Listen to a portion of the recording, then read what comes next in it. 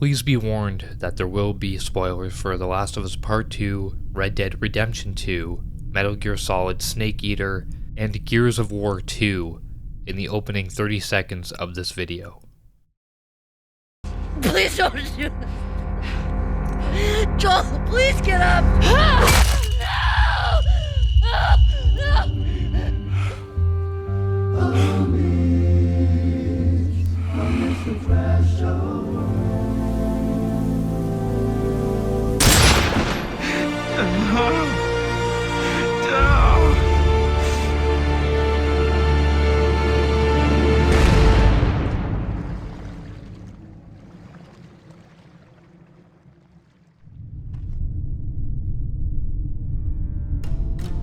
The fragility of our time on this earth is something we avoid talking about. Some people never acknowledge it. For others, even thinking about it brings crushing anxiety, while some merely scoff at the inevitable altogether. We live day by day, never knowing if this final hour before bed could be our very last. Our last chance to say the things we meant to say, to do the things we always talked about, but never tried. Now you may be saying, all this is awfully bleak, but all of this was evoked during Clair Obscur's Prologue.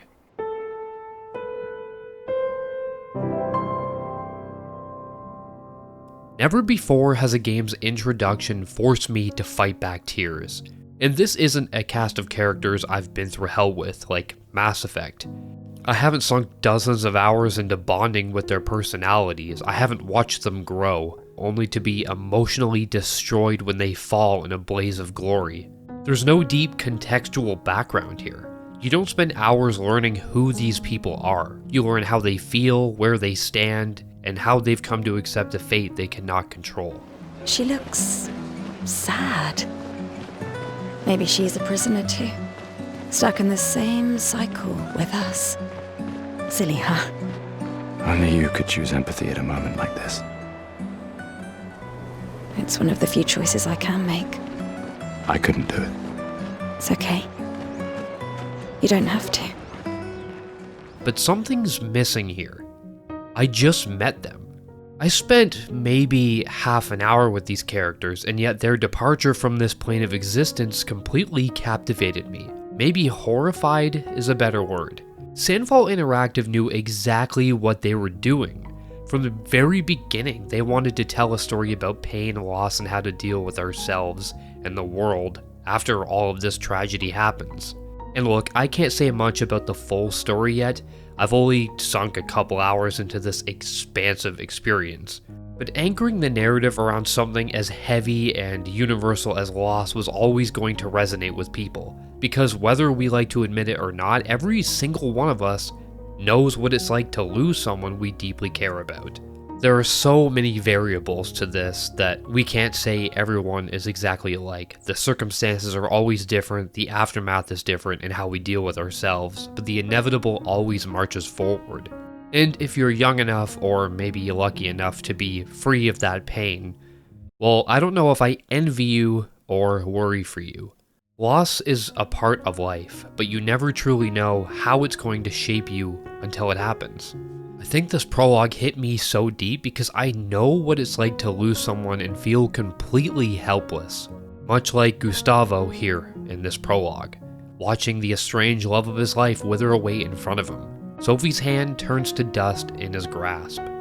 The devastation is obvious, yet he composes himself. He acts like everything is fine. I'll catch up. I'm okay. I'm okay. You go. Yeah. Time for a refill anyway. And we all do this. We all internalize this. I mean, how many of us struggle with severe depression? Just a little bit off topic, but I do. And how many of us are drowning on the inside while refusing to let it show? When coworkers or even the people closest to us ask for okay, we merely say yes, I'm good. We're afraid to show how we really feel. We're afraid of appearing weak or to be judged. But deeper than that, we convince ourselves that we'll be okay. And no matter how much you prepare for something like this, no matter how strong you think you are, when it actually happens, you realize you don't know what to do. I know this because I still feel that to this day. Almost 2 years ago, my grandfather passed away.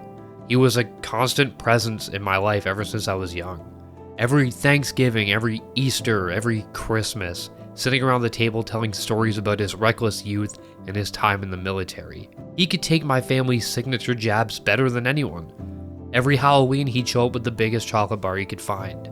He was someone you felt when he was in the room. He was a larger-than-life presence that could never be replaced. My entire family still feels the void left behind by him. There's loss there, but there's also regret. And that matters. As I got older, I saw him less, not because of distance, not because he didn't try, but because of my own choices. I told myself I was busy, that he didn't mind, that there would always be more time. The truth is, he wanted to see me more, and I didn't give him that time. His body held on just long enough for us to see him one last time. And just when I thought he was going to be okay, he was gone. It's very hard to talk about because I still carry that regret. I could have been better. I needed to be better. I could have shown up more. And if I never acknowledged how I felt, well, that regret could control me. Clair Obscur's opening moments aren't there to show you mechanics or microtransactions or what it can offer you as a product. It's there to show you its voice, to show you what so many of us are running from, the inevitability that one day we will perish, but also something else, that while we have today, we can still make things right. We can choose who we want to be. We can chase the dreams we bury deep inside ourselves. Life is this incredible thing we've been given. We're floating on a marble in the middle of an infinite void, and yet every morning we get out of bed and we choose how we spend our time. Because here's the thing, there is no guarantee that tomorrow comes, so be who you want to be today.